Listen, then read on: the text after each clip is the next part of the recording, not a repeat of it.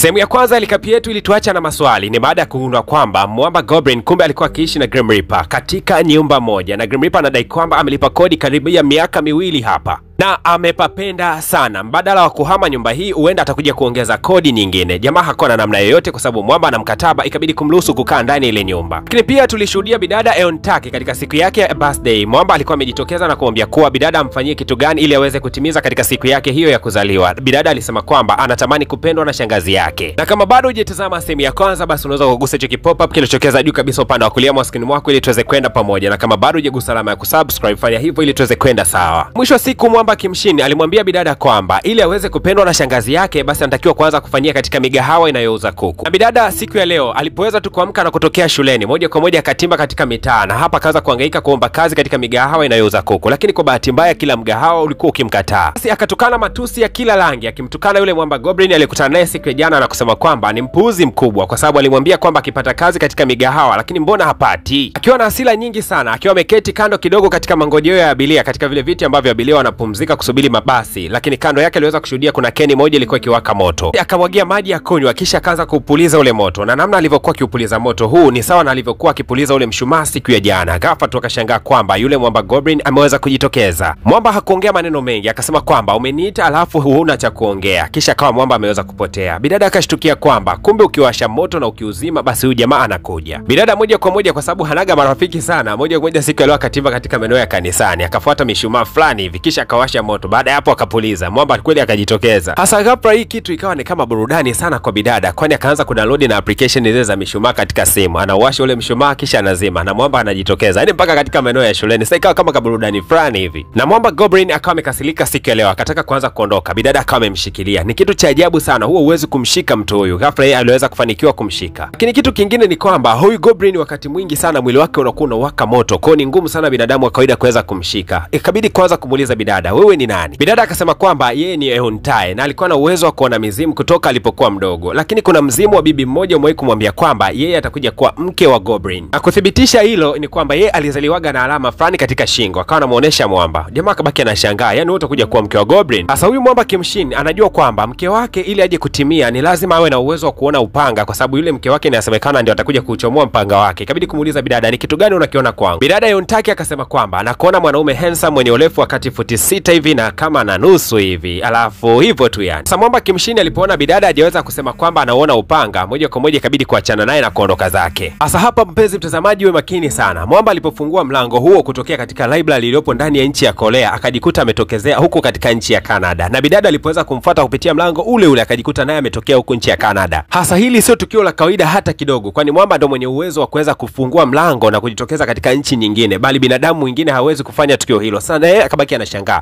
inawezekanaje bidada aweze kumfuata kuingia katika nchi nyingine kirahisi namna ile? Hasa bidada Eontake baada ya kufungua tu macho ili kushangaa mazingira akagundua kwamba yuko nchi ya watu, ni kama kuna wazungu wengi. Ikabidi kumuuliza mwamba. Mwamba akasema kwamba wapo nchini Canada.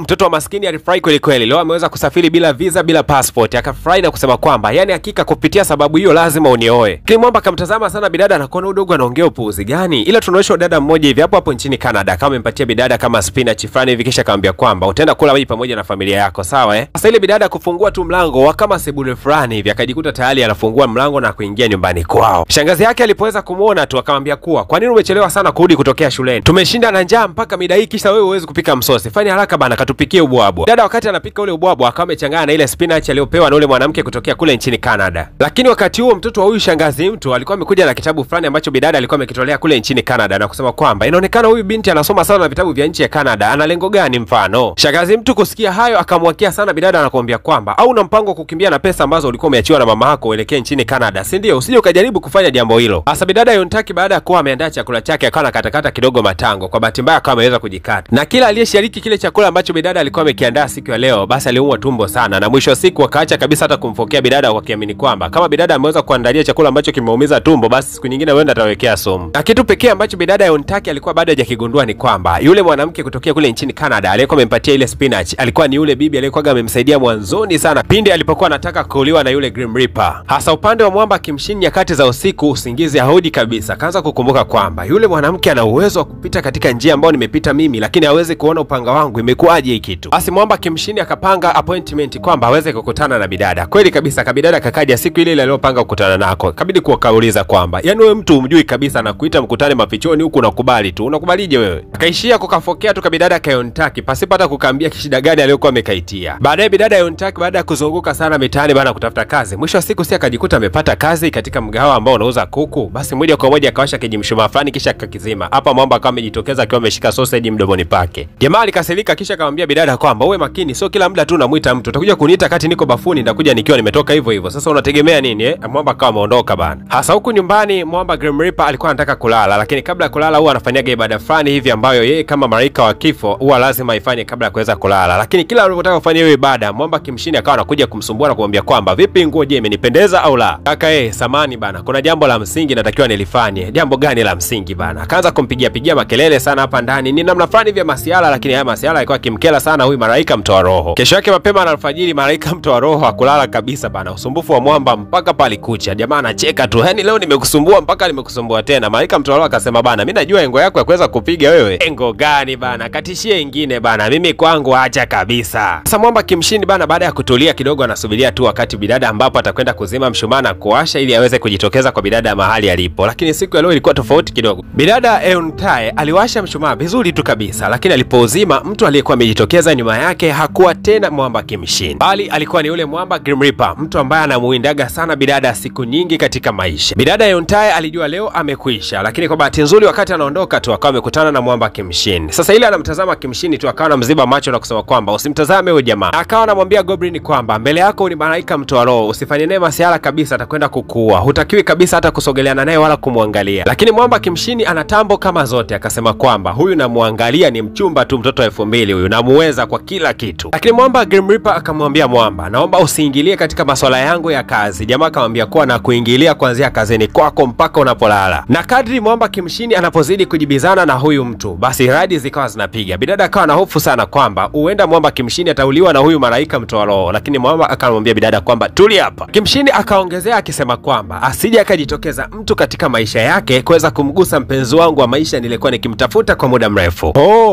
Mwamba Grim Reaper akajifanya kama vile ni chizi fulani na Zuzu. Akasema sawa, kama ndio hivyo basi mimi nilikuwa na watania tu, mimi napita zangu jamani kwa elini. Baada ya pale Mwamba Kimshini akamwambia bidada kwamba kama katika maisha yako usikubali kusogeleana na huyu jamani malaika mtoa roho, atakuja kukutafuna. Lakini siku nyingine sitaki kabisa unikaribie. Na wala usije kuniita mimi mpenzi wako. Nimeongea vile tu ili mradi jamaa aweze kukuachia na asiweze kukufuatilia. Lakini kiuhalisia wewe sio mpenzi wangu na hauwezi kuwa mpenzi wangu. Haya yote Mwamba Kimshini anayaongea kwa sababu bidada hawezi kuona upanga wake, na yeye katika hatima inasemekana kwamba mtu mwenye uwezo wa kuona upanga wake ndiye mtu ambaye anastahili kuwa mke wake. Baada ya kutoka pale bidada Yontaki, marafiki zake wakubwa sana huwa ni mizimu, na siku leo alikuwa akipiga nao story na walikuwa akimwambia kwamba unajua wewe mtu aliyekuwa amekusaidia ndio huyo ambaye unaishi naye kwa sasa hivi, unashinda naye mara nyingi. Huyu jamaa Kimshini bana ndio mtu aliyekuwa amekusaidia wewe kipindi mamako anataka kufa. Hasa Mwamba Kimshini akiwa yuko nyumbani akawa anasikia harufu ya moshi kana kwamba bidada alikuwa akimuita. Sasa anashindwa kupata uelekeo wapi bidada alipo ili aweze kutokezea katika upande huo. Kabidi kusimama kwanza kuhangaika kidogo, lakini akaja kugundua kwamba ni ule mfanyakazi wake alikuwa akivuta shisha. Hasa siku ya leo shangazi yake na bidada Yontaki alikuwa akidaiwa sana na baadhi ya watu, na hawa watu bana wanamdai na siku leo anataka aondoke na vyombo hapa nyumbani. Lakini shangazi mtu akaamua kuuza msala na kumsingizia Yontaki kwamba ana pesa zote. Wauni wakaamua kulamba naye njia moja kwa moja mpaka katika mitaa ya shuleni, wakamteka bidada na kumpakia kwenye gari. Wakachukua begi yake na kuanza kukagua akimwambia kwamba pesa iko wapi. Walikagua kila sehemu na hawakufanikiwa kabisa kuziona pesa. Lakini baadaye bidada akashuhudia kwamba yule dereva wa gari alikuwa akiwasha kiberiti cha gesi lengo aweze kuwasha sigara yake. Akataka kuifuata ile kiberiti lengo aweze kupuliza ili Mwamba aje kumpa msaada, lakini wakajua kwamba bidada alikuwa anataka kutoroka. Kibidi kumrudisha katika siti na kumwambia kwamba tu. Bidada alikuwa ni muoga sana, akitetemeka huko akiwaambia kwamba mimi siko na pesa yoyote ile, hata shilingi 10 sina. Lakini hawa wakaanza kumwambia kwamba leo utatuambia tu wapi pesa ulipopeleka, na kama ukileta masiala sana na ubishi basi utayaponza maeneo ya chini ya mwili wako. Kuwa makini sana bidada. Upande wa pili Mwamba Goblin na Grim Reaper walikuwa wakicheza pamoja michezo fulani hivi, na michezo ya hatari kweli, wanarushiana vitu kwa angani kwa kutumia uwezo wao. Hawajui kabisa kwamba bidada yupo katika hatari, lakini bidada alipokuwa akipiga kelele nyingi, ghafla tu vile vitu walivyokuwa wakirushiana vikawa vimeanguka chini, na hii ilikuwa ni ishara ya kwamba bidada yupo katika hatari. Bwana we, katika gari mwisho wa siku taa zikaonekana zikiwa zinazima. Ghafla tu mbele ya gari ya wahuni zilionekana njemba mbili zikiwa zinatembea bila stress yoyote, zinatembea kana kwamba zilikuwa zinadunda katika ulimwengu wa dunia.